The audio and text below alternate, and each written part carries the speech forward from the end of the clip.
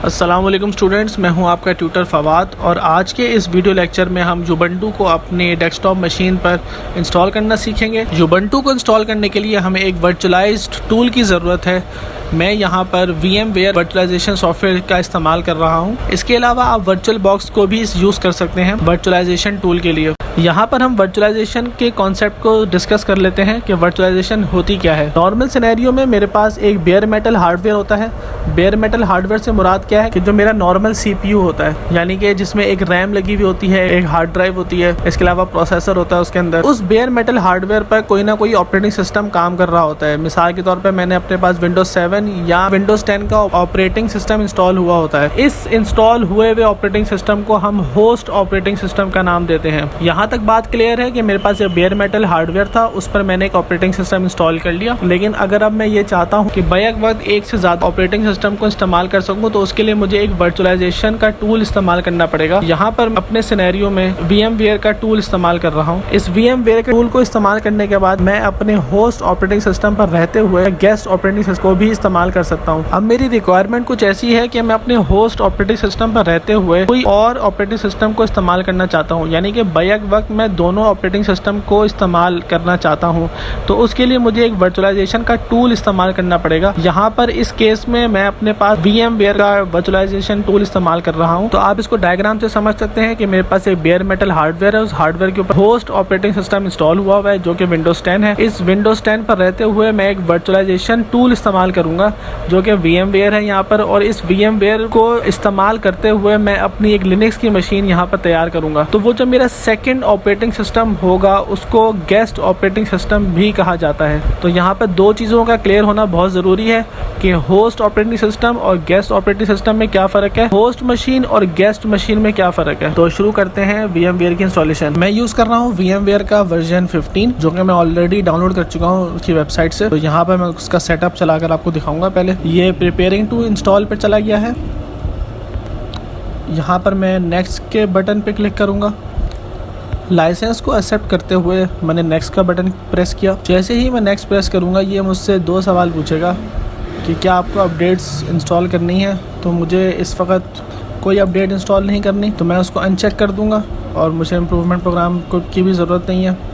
Next को click करते हुए अब मैं इसका शॉर्टकट डेस्कटॉप रखना चाहता हूँ, तो मैंने उस पर चेक लगाया हुआ है। अब मैं इंस्टॉल के बटन पे प्रेस करूँगा तो ये मेरे पास इंस्टॉलेशन स्टार्ट हो गई है। आप देख सकते हैं डेस्कटॉप पर इस वक्त मेरे पास VMware वर्कस्टेशन का शॉर्टकट डिस्प्ले हो गया है। मैंने इसका लाइसेंस परचेज़ किया हुआ है, तो मैं अपनी लाइसेंस की यहाँ पर डालूँगा और उसके बाद इसको फिनिश करके जब मैं रीस्टार्ट करके दोबारा आऊँगा तो ये आपके सामने VMware वर्कस्टेशन प्रॉपर्ली इंस्टॉल हो चुका होगा।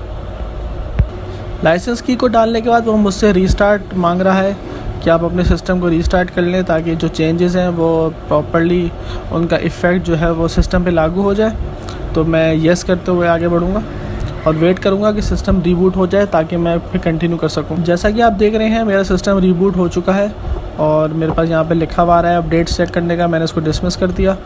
ये एक्चुअली मेरे पास वर्चुअलाइजेशन का इन्वायरमेंट है जिसको मैं VMware वर्कस्टेशन कहता हूँ। मैं अपनी न्यू मशीन यहाँ से बना सकता हूँ। तो मैंने उस पर क्लिक किया, टिपिकल को सिलेक्ट किया, नेक्स्ट को प्रेस करते हुए यहाँ मुझसे वो ऑपरेटिंग सिस्टम की इन्फॉर्मेशन मांग रहा है मुझसे, जो कि मैं इसको बाद में इंस्टॉल कर सकता हूँ। तो मैंने इसको लेटर करके चेक लगाकर आगे बढ़ा दिया।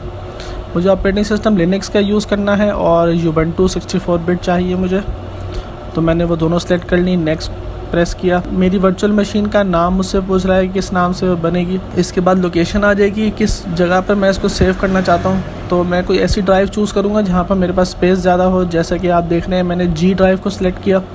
वहाँ पे मैंने एक फ़ोल्डर बना लिया VM के नाम से और उस VM के फ़ोल्डर के अंदर मेरा ये Ubuntu इंस्टॉल हो जाएगा। नेक्स्ट प्रेस करते हुए ये मेरी स्टोरेज मुझसे पूछ रहा है कि मैं कितनी हार्ड डिस्क इसको एलोकेट करना चाहता हूँ। तो मैं यहाँ पर इसको 100 GB एलोकेट कर दूँगा क्योंकि मेरे पास मौजूद है। आप इसको अपनी रिक्वायरमेंट के हिसाब से जितनी स्पेस आपके पास अवेलेबल है उस हिसाब से आप यहाँ सेट कर सकते हैं। इसके बाद मैं ये सारी स्पेस एक सिंगल फाइल के तौर पे मैं इसको रखना चाहता हूँ, जो कि रिकमेंडेड होता है कि आप जितनी भी वर्चुअल डिस्क की स्पेस है उसको आप as a single file store करें अपने पास। ये मेरे पास समरी आ रही है जो मैं अब तक सेटिंग कर चुका हूँ। मैं इसको यहाँ चेंज भी कर सकता हूँ अपनी सेटिंग को। अगर मैं चाहता हूँ किसी सेटिंग को मैं बढ़ाना चाहूँ मैं अपनी हार्ड डिस्क को बढ़ाना चाहूँ या मैं रैम को कम करना चाहूँ या बढ़ाना चाहूँ, तो उसके लिए कस्टमाइज़ हार्डवेयर पे जाना पड़ेगा। यहाँ पर मैंने प्रोसेसर बढ़ा दिया अपना 2 कर दिया, और इसके अलावा नेटवर्क अडाप्टर में जाकर मैंने नेट को चूज़ किया। नेट को चूज़ करने की वजह ये है कि ये मेरे होस्ट आईपी को यूज़ करते हुए इंटरनेट पे जाएगा। ये डायरेक्ट किसी भी फिजिकल नेटवर्क से कम्युनिकेट नहीं करेगा, बल्कि ये मेरे होस्ट मशीन के नेटवर्क को यूज़ करते हुए इंटरनेट पे जाएगा। अब मैं अपनी रैम की सेटिंग को बढ़ाना चाहता हूँ। मैं चाहता हूँ मेरे पास 4 GB रैम एलोकेट हो इसके लिए, तो मैंने उसको 4 GB पे सेलेक्ट कर लिया। अब मैंने इसको फिनिश कर दिया। थोड़ा वेट करते हैं। अब मेरे पास ये यूबंटू की मशीन मेरे पास रेडी हो गई। इंस्टॉलेशन से पहले मैं इस यूबंटू की मशीन को लिनक्स का ISO मैं दूंगा, तो CD के अंदर जाकर ISO इमेजेस, और यहाँ पर मेरे पास D ड्राइव में आई थिंक स्टोर है। जी बिल्कुल, ये मेरे पास वो यूबंटू का ISO था जो मैं डाउनलोड किया था मैंने इंटरनेट से। ओके कर दिया मैंने। अब जब मैं इसको पावर ऑन करूँगा तो ये मेरे पास यूबंटू का सेटअप चल जाएगा। ये आप देख रहे हैं यूबंटू की मशीन मेरे पास पावर ऑन हो गई है। अब ये इसका सेटअप चलना शुरू हो जाएगा। यूबंटू ट्राई और यूबंटू इंस्टॉल में फ़र्क ये है कि जब हम यूबंटू को ट्राई करेंगे तो वो अपनी फाइल्स को कॉपी नहीं करेगा हमारे सिस्टम में, बल्कि वो CD में ही चला देगा। और इंस्टॉलेशन में ये है कि प्रॉपर एक यूबंटू का ऑपरेटिंग सिस्टम हमारे इस वर्चुअलाइज एनवायरनमेंट में इंस्टॉल होगा। तो हम यहाँ पर इसको इंस्टॉल करेंगे बजाय ट्राई करने के, और लैंग्वेज हमारी इंग्लिश ही रहेगी। तो इंस्टॉल यूबंटू पे प्रेस करते हुए अब ये पूछ रहा है हमसे कि आपको नॉर्मल इंस्टॉलेशन चाहिए या मिनिमल इंस्टॉलेशन। मिनिमल इंस्टॉलेशन में फ़ीचर्स कम होते हैं जो कि रिकमेंडेड नहीं है, या अगर आपके पास रिसोर्सेज कम हो तो आप मिनिमल इंस्टॉलेशन को यूज़ कर सकते हैं। मेरे पास इस वक्त अच्छी रिसोर्सेज अवेलेबल हैं, तो मैं नॉर्मल इंस्टॉलेशन की तरफ जाऊंगा। इसके अलावा मैं यहाँ पर अपडेट्स को इंस्टॉल कर सकता हूँ, जिस पर मैंने चेक लगाया हुआ है, और ये ड्यूरिंग इंस्टॉलेशन ये मेरे पास अपडेट्स डाउनलोड भी हो जाएंगी और साथ साथ इंस्टॉल भी हो जाएंगे। कंटिन्यू के बटन को प्रेस करते हुए अब चूंकि मैं एक फ्रेश यूबंटू के ऑपरेटिंग सिस्टम को इंस्टॉल कर रहा हूँ, तो ये यहाँ पर मुझे बता रहा है कि करंटली आपके पास कोई भी ऑपरेटिंग सिस्टम मौजूद नहीं है, यानी कि इस वर्चुअलाइज एनवायरनमेंट में मेरे पास कोई भी ऑपरेटिंग सिस्टम अवेलेबल नहीं है जिसको रिमूव करने की ज़रूरत है। तो मैं यहाँ पर इसको erase disk and install Ubuntu पे क्लिक करते हुए इंस्टॉल नाउ कर दूंगा। डिस्क पार्टीशनिंग के हवाले से मेरे पास एक सवाल है कि क्या मैं डिस्क पार्टीशन बनाऊँ यहाँ पर। अगर मैं यहाँ पर नहीं बनाऊँगा तो बाद में मुझे मैनुअली जाके चेंजेस करना पड़ेंगी, तो यहाँ पर ज़रूरत नहीं है किसी भी किस्म के पार्टीशनिंग की। मैं इस टोटल ड्राइव को यूज़ करते हुए अपना एक ही पार्टीशन बनाऊँगा। तो मैंने इसको कंटिन्यू कर दिया। तो जैसे ही मैंने इंस्टॉल नाउ के बटन को प्रेस किया, उसने मुझसे मेरी लोकेशन मांगी। वो पूछ रहा है वेयर आर यू। तो मैं इस वक्त कराची में मौजूद हूँ, तो मैंने यहाँ पर कराची की लोकेशन पिन पॉइंट कर दी है, और मैंने कंटिन्यू के बटन को प्रेस कर दिया। यहाँ पर वो मुझसे मेरे यूज़र का नाम मांग रहा है कि आप किस नाम से लॉगिन होना चाहते हैं। यहाँ पर मैं अपना नाम यूज़ करूँगा जो कि है फवाद। कंप्यूटर नेम जो आ रहा है वो मेरी वर्चुअल मशीन का नाम है, तो मैंने अपने चैनल का नाम एज अ कंप्यूटर नेम मैंने रख दिया है। इसके अलावा मैंने अपने यूज़र का एक पासवर्ड सेट कर दिया है जो कि मेरे पास लॉगिन स्क्रीन पर रिक्वायर्ड होगा। कंटिन्यू के बटन को प्रेस करते हुए आगे बढ़ेंगे, और आप देख सकते हैं इंस्टॉलेशन स्टार्ट हो गई है। और ये डिफरेंट प्रोसेसेस हैं, इसमें थोड़ा सा टाइम लगेगा।